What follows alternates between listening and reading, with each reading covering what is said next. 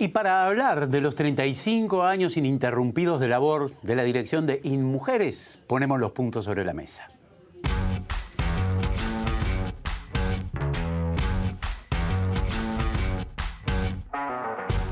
Y ya estamos recibiendo con muchísimo gusto a la directora de InMujeres, la periodista Mónica Botero. Bienvenida, Mónica, un gusto tenerte aquí. Hola, un gusto estar acá charlando contigo. Fecha importante, ¿no? 35 es un montonazo de tiempo. Sí, nos pareció importante en estos momentos donde se marcan tantas divisiones, donde parecería que estamos enfrentados, en los que hacemos política y quizá mucha gente de las que está con uno u otro agrupaciones, dar una señal de continuidad, sobre todo la política de Estado.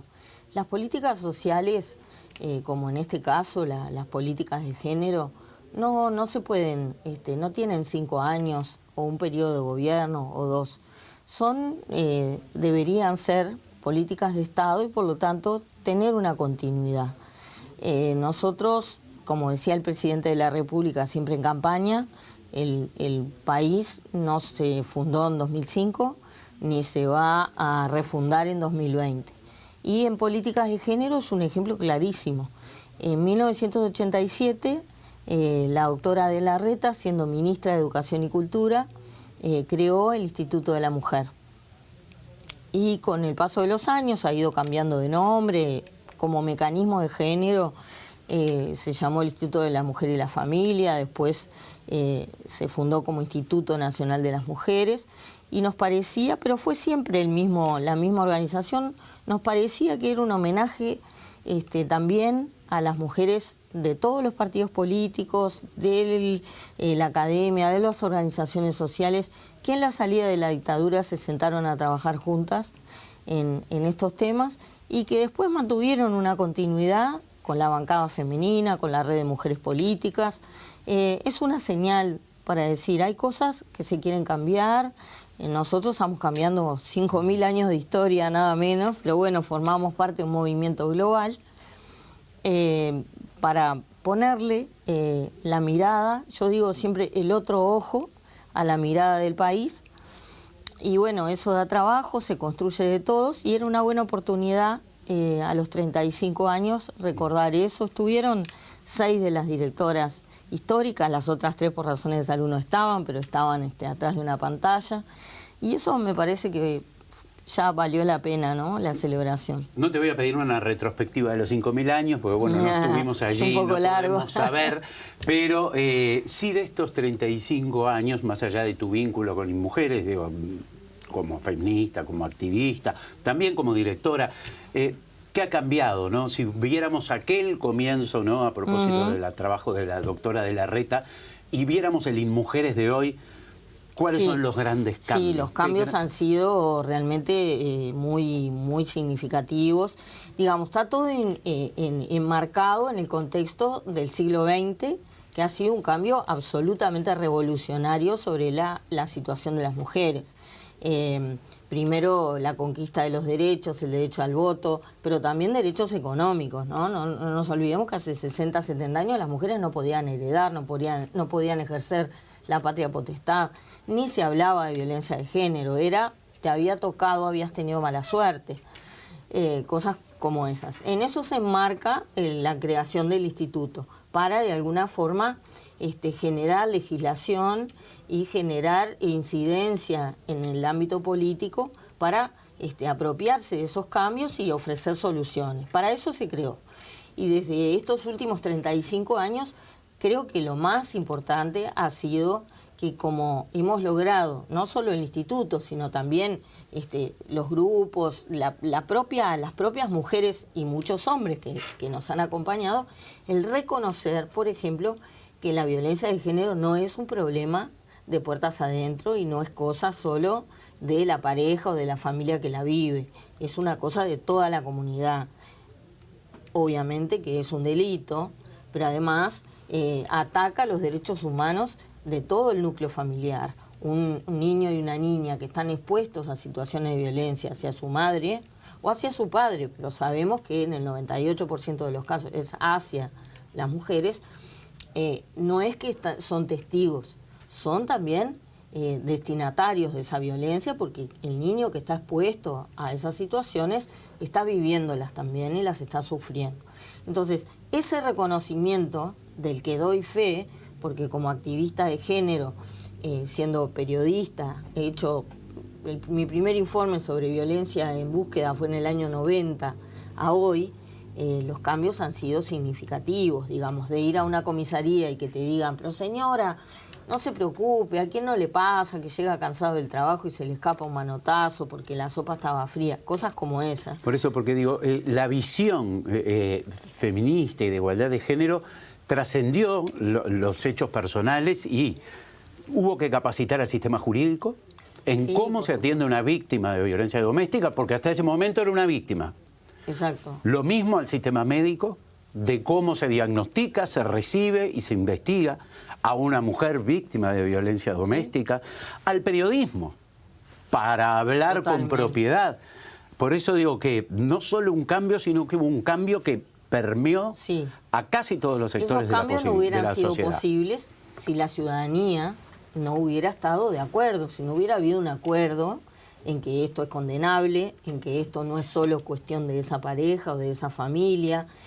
Se fue como tomando conciencia de esto, viendo también un movimiento que es internacional. Hubo que construir legislación, como la ley de violencia de género, pero también la ley de acoso laboral y sexual, porque en los lugares de trabajo se daban y se dan situaciones difíciles a partir del ingreso masivo de las mujeres al mercado de trabajo, pero también a los cargos de decisión, a la política, donde es un bastión muy difícil para conquistar por las mujeres. Bueno, entonces, y hay casos de violencia de políticos hacia mujeres que están denunciados y que han tenido que renunciar a sus bancadas y de todos los partidos. Sí, por eso se ha trabajado mucho en legislación, en capacitación. El propio Instituto de las Mujeres construyó un sistema de respuesta que hoy tenemos y del que estamos orgullosas. En pocas semanas vamos a abrir el servicio número 35 en Costa de Oro, que son servicios de atención en violencia de género en todo el país, con psicólogas, abogadas, asistentes sociales. También atendemos a varones con tobillera, una dupla de psicólogos. Nosotros participamos en la construcción del sistema de tobilleras, que es un sistema muy complejo, donde participan varias áreas del Ministerio del Interior, Fiscalía, nosotros. Construir una interinstitucionalidad, porque el problema de violencia no lo va a solamente responder el Instituto de las Mujeres, ni el Ministerio del Interior, ni la Fiscalía, ni el Poder Judicial. Somos todos. Son las maestras que detectan situaciones y tienen que saber cómo manejarse en un centro de salud, en un centro de INAU. Todo eso se construyó conversando entre todas las instituciones. El tema está lejos de ser resuelto. La presencia, digo, ya medio redondeando, Mónica, la presencia de tobilleras que han sido pero tan efectivas, no necesariamente todo el tiempo, pero muy efectivas. ¿Se está pensando ampliar, destinar más recursos, modificar? No, lo que hay que hacer es ajustar los criterios. Esto es, la tobillera no es un recurso infinito, ni es un recurso permanente. Es un recurso para un caso de extrema gravedad que tiene que ser muy bien identificado. Por ejemplo, a una persona que es adicta o a una persona que tiene problemas de salud mental, entre otros casos, no se le puede poner tobillera, porque la tobillera es una forma de frenar una conducta. Cuando estamos ante personas a las que no podemos frenar, llamándole y diciéndole, usted se está acercando a la zona, aléjese, no tendría mucho sentido. Además, hay que monitorearlo. La dirección de monitoreo del Ministerio del Interior, que tiene que visualizar a las personas con tobillera, no solo al hombre, sino también a la mujer que tiene ese monitor, recibe 20.000 alertas por día. Por lo tanto, es importante que los hombres que tienen tobillera, sean las personas que realmente va a servir para el sistema tenerlas, porque si no, es simplemente vamos a fallar un día y estamos con 100% de efectividad. Pero una cosa cortita que quería decir sobre el Instituto de las Mujeres, porque siempre terminamos conversando mucho sobre violencia de género y nuestras tareas no solo se centran en los temas de violencia, sino en el objetivo de la igualdad sustantiva, porque en la Constitución está consagrada la igualdad, pero todos sabemos que en conjunto las mujeres ganamos menos, tenemos una tasa de actividad de 15 puntos más abajo que los varones, estamos mejor preparadas porque somos más del 60% de las egresadas universitarias, pero no llegamos ni al 20% de los puestos de decisión, incluso en las empresas privadas, solo el 11% de las empresas uruguayas tiene una mujer en su directorio. Eso está diciéndonos algo sobre la cultura, sobre la demanda del sistema de cuidados, que termina siendo el gran escollo para avanzar hacia la autonomía económica.